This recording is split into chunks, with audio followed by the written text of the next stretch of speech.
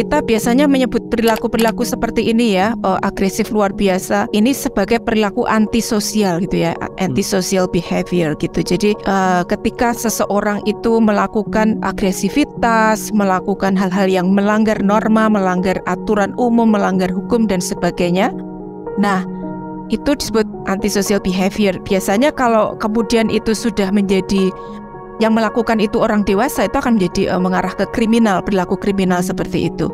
Nah, mengapa orang bisa melakukan itu ya? Dalam hal ini yang Mas Syarif tanyakan adalah remaja dan mungkin juga ya si pelaku dari MDS ini kan sebetulnya sudah dewasa awal ya.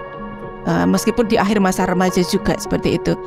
Apa yang bisa membuat mereka melakukan hal seperti ini ya? Sebetulnya semua hal yang Mas Syarif sebutkan tadi ya. Pertama, ada mungkin ya faktor-faktor di dalam diri individu itu yang membuat dia menjadi lebih rentan untuk melakukan hal itu dibanding orang lain pada umumnya.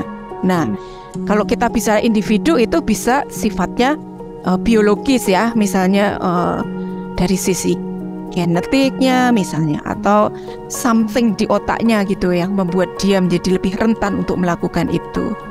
Bisa juga dari faktor personality-nya. Orang tertentu itu mempunyai personality atau kepribadian yang memang mudah terpicu untuk melakukan perilaku-perilaku antisosial seperti itu. Nah, kalau kita bicara personality itu kan berkembang itu tidak mendadak ya, bukan kemarin sore kemudian hari ini menjadi bisa melukai orang lain seperti itu, tetapi itu berkembang sejak kecil ya. Jadi personality itu terbentuk dari tadi ya unsur di dalam diri kita yang mungkin biologically inherited gitu ya, dilengkapi dengan pengalaman yang kita dapatkan ya selama kita hidup seperti itu. Peneliti kami itu sudah meneliti juga Mas mengenai waktu itu konteksnya kelitih ya, kami meneliti pelaku-pelaku kelitih. Jadi ini penelitian kami sendiri seperti itu menemukan bahwa ternyata memang ada pengalaman-pengalaman yang kurang baik seperti itu ya, yang mereka terima selama masa pengasuhannya seperti itu. Nah, antara lain misalnya ini satu penelitian itu menemukan bahwa keberfungsian keluarga yang kurang itu mendorong anak kemudian memiliki empati yang kurang. Nah, empati ini sangat penting Mas, menjadi unsur elemen dari kepribadian yang sangat penting untuk menghindarkan orang dari berperilaku antisosial.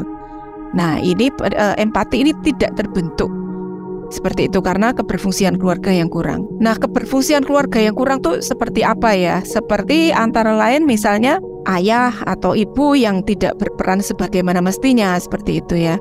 Kemudian anak-anak yang mendapatkan neglect ya, misalnya pengabaian di dalam keluarga gitu.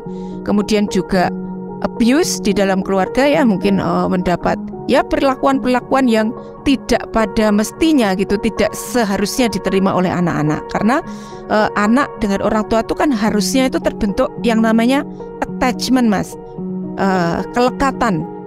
Dan yang paling bagus itu namanya secure attachment gitu ya, kelekatan aman. Kelekatan aman itu adalah ketika anak dengan orang tua itu membentuk relasi yang satu sama lain itu merasa dekat, merasa saling membutuhkan, merasa aman ketika ada satu sama lain. Namun ketika mereka terpaksa berpisah, itu mereka tetap merasa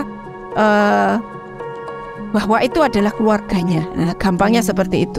Nah, ternyata yang kami temukan adalah bahwa anak-anak yang kemudian menjadi pelaku antisosial itu mereka tidak mendapatkan itu dari keluarganya.